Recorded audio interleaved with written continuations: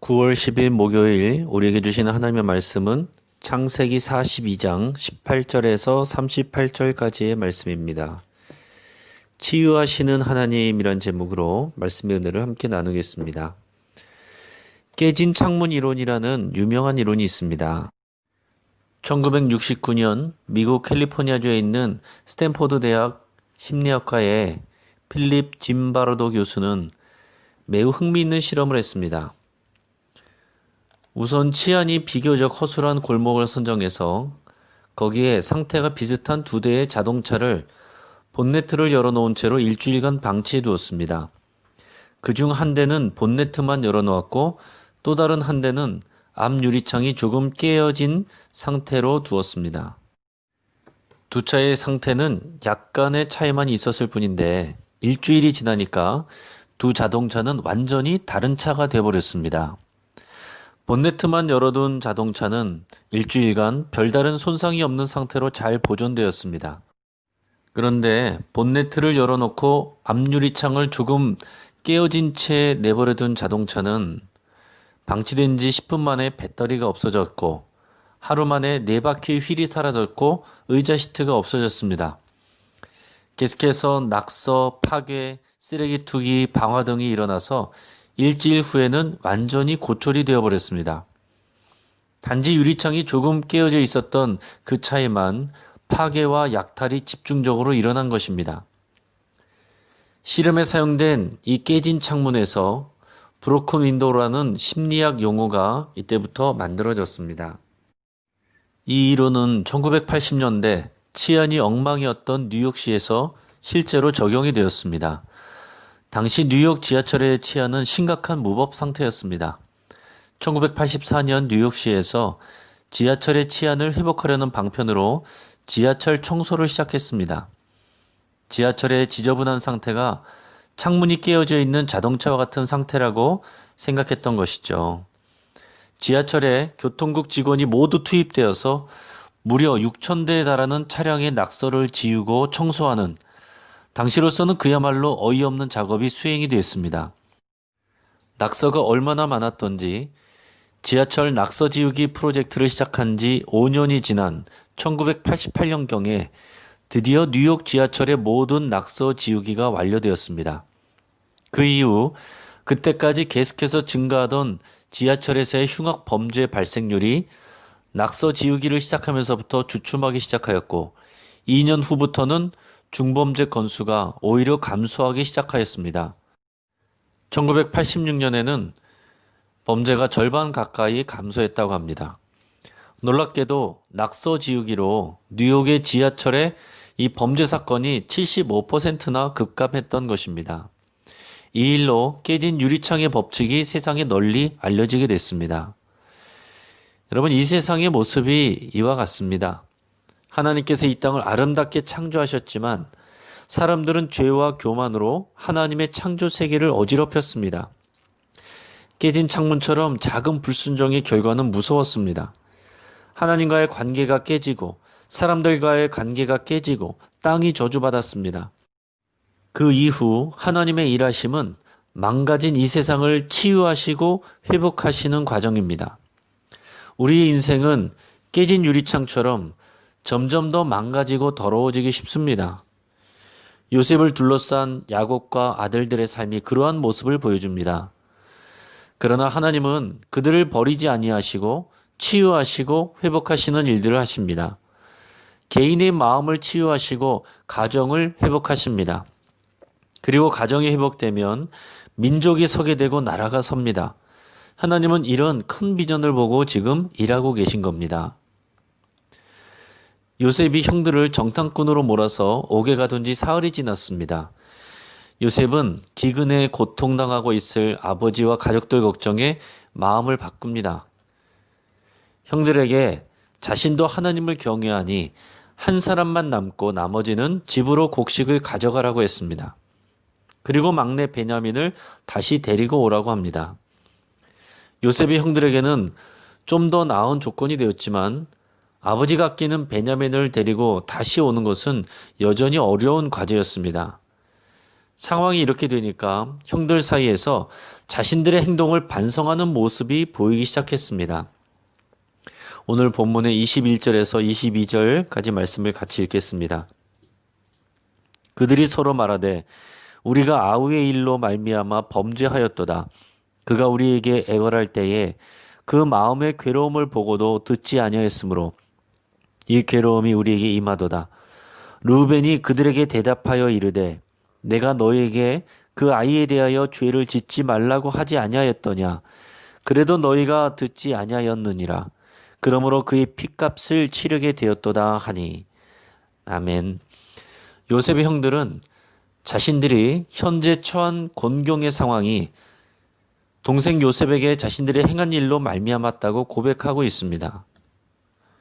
그리고 그 일은 범죄였다고 말합니다.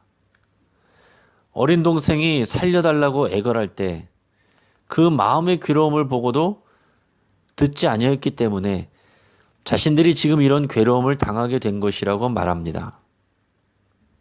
다시 말해서 인과응보의 하나님이 자신들을 벌하신다고 생각하게 된 것입니다.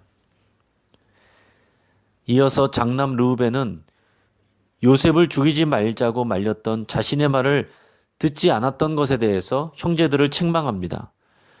지금 자신들이 당하는 공경은 요셉의 핏값을 치르는 것이라고 말하고 있습니다. 르우벤은 요셉이 죽은 것으로 생각할 수 있습니다. 르우벤이 자리를 비운 사이에 다른 형제들이 요셉이 죽은 것처럼 르우벤을 속였을 수 있습니다. 그것이 아니라 요셉이 애굽에 팔려간 것을 르우벤이 알고 있었다고 하더라도 가족을 돈 받고 팔아넘기는 행위는 살인과 마찬가지라고 생각했을 수 있습니다. 그동안 형제들 사이에서는 요셉의 이야기가 금기였을 겁니다. 서로의 양심이 괴롭기 때문이고 그렇기 때문에 모른 척하고 살아왔을 거예요. 그런데 지금 자신들이 공경의 상황에 처하게 되니까 그들의 양심이 기능하게 된 것입니다. 단지 상황에 불평하거나 애굽 총리를 원망하는 것이 아니라 자신들의 죄를 돌아보게 되었습니다. 그들에게는 괴로운 일이었겠지만 그것은 그들이 회복되고 치유되는 과정입니다. 하나님이 그들의 양심을 회복시키시고 가정을 회복시키시고 계신 겁니다. 자, 한편 형들은 요셉이 애굽인인 줄 알고 대화했지만 형들의 이런 대화를 듣고 있던 요셉은 마음이 울컥했습니다. 그래서 그 자리를 떠나서 울고 다시 돌아옵니다. 이런 요셉의 마음이 어땠을까요? 자신을 괴롭힌 형들에게 복수하는 쾌감을 느꼈을까요? 더 독하게 괴롭히고자 마음을 단단히 먹었을까요? 그렇지 않습니다. 형들을 오랜만에 만나기 전까지는 그런 미움과 원망의 마음들이 있었을 거예요. 어떻게 그런 상처가 없을 수 있었겠습니까? 믿었던 형들이 자신을 죽이려고 하고 살려달라고 애걸해도 외면하고 다시 돌아올 수 없는 먼 곳으로 돈을 받고 자신을 팔아버렸으니 어린 마음에 얼마나 큰 상처를 받았겠습니까? 20년을 넘게 애굽에서 지내면서 형들에 대한 복수를 상상해 보지 않았겠습니까? 이 상황을 현대 영화로 만든다면 요셉이 형들에게 행하는 통쾌한 복수극으로 만들면 흥행이 잘 될 겁니다. 하지만 요셉은 형들이 자신들의 죄를 돌아보고 후회하는 말들을 들으면서 눈물을 흘렸습니다. 그 순간 이미 요셉의 마음은 녹아진 것입니다. 해결되지 않을 것 같던 자신 안의 상처가 치유되고 있었던 것입니다. 미움이 연민으로 바뀝니다. 자신의 정체를 밝히고 그동안의 회포를 풀고 싶은 마음도 있었겠지만 아직 하나님의 꿈이 진행 중이란 것을 알기 때문에 마음을 다잡고 다시 형들 앞에 섰습니다. 요셉은 형들이 자신 앞에서 절을 했을 때보다 형들이 자신에게 행한 죄를 반성하고 후회하는 것을 보면서 더 큰 위로를 받았을 겁니다. 하나님은 형들뿐만 아니라 요셉의 마음도 치유하고 계십니다. 요셉은 둘째 형 시므온을 남겨두게 하고 다른 형들에게 곡식을 채워서 보냅니다. 르우벤은 장자이기도 하고 적극적으로 형제들의 잘못을 반성하고 후회하는 모습을 보였기 때문에 요셉이 제외했을 것으로 생각합니다.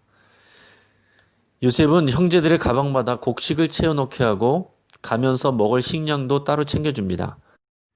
그리고 신하들에게 명령해서 몰래 그들의 가방에 곡식값도 다시 넣어놓게 합니다. 그것이 형제들을 당황하게 만드는 요인이 되고 베냐민을 데려오게 되는 원동력이 되긴 하였지만 형제들과 가족을 챙기는 요셉의 마음은 진심이었을 겁니다. 요셉의 형들은 자신들의 가방에 돈이 들어있는 것을 나중에 알았습니다. 이미 애굽에서 너무 멀리 왔고 가족들에게 식량을 하루속히 전해야 하기 때문에 야곱에게로 돌아갔습니다. 그러나 그들은 도둑으로 몰릴까봐 두려워하게 됩니다. 이때 야곱은 여전히 성숙하지 못한 반응을 보입니다. 요셉에 이어서 시므온도 잃어버렸고 베냐민까지도 빼앗길까봐 두려워하면서 자식들을 원망합니다. 이에 반해 르우벤은 아버지를 설득하면서 자신이 베냐민을 다시 데려오지 못하면 자신의 두 아들을 죽이라고 말합니다. 오히려 르우벤이 아버지보다 성숙한 모습을 보이고 있습니다. 물론 그렇다라고 해서 르우벤이 아주 성숙한 사람은 아닙니다. 35장에서 가나안 땅으로 돌아갈 때 르우벤은 자신의 서모이자 아버지의 아내인 빌하와 동침하는 패륜을 저질렀던 못난 아들입니다. 하지만 이런 상황들을 통해서 르우벤이 장남으로서 성장하고 있는 모습을 보여주고 있는 것이죠. 하나님이 이 가정을 치유하시는 일은 계속 진행 중입니다.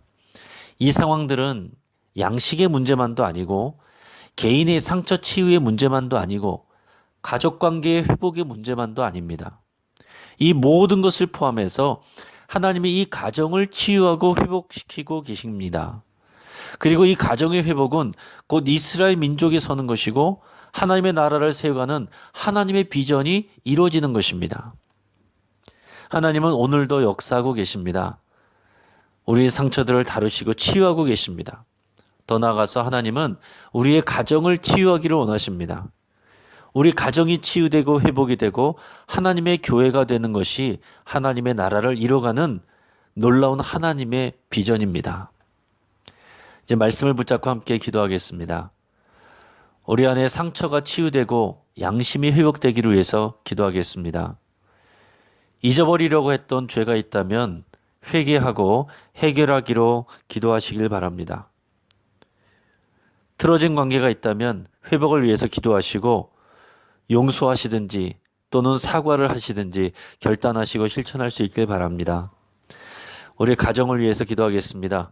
예수 그리스도를 중심으로 하나님이 가장이 되는 하나님의 집, 하나님의 가정, 하나님의 교회가 되기를 위해서 함께 기도하겠습니다.